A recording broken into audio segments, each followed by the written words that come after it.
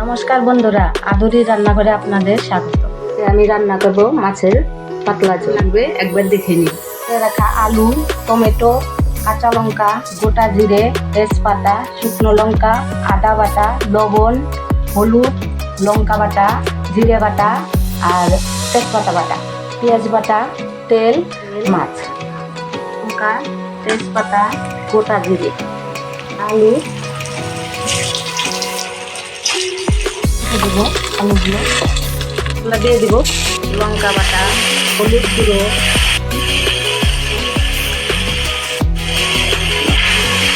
লঙ্কা, কেটে রাখা টমেটো দিয়ে নাড়াচাড়া করে দিব। জল দিয়ে দেবো, পরিমাণ মতো জল দিয়ে ঢেকে রেখে দেবো। দিয়ে রেখে দেবো 10 মিনিট। মাটা উঠিয়ে দেখে নেব, নাড়াচাড়া করে প্রায় হয়ে এসেছে। ঢাকনাটা দিয়ে দিলাম, একটু নাড়াচাড়া করে জিরে বাটা, ধনে বাটা এখন দিয়ে দেবো। রান্নাটা হয়ে গেছে, এখন নামিয়ে নেব।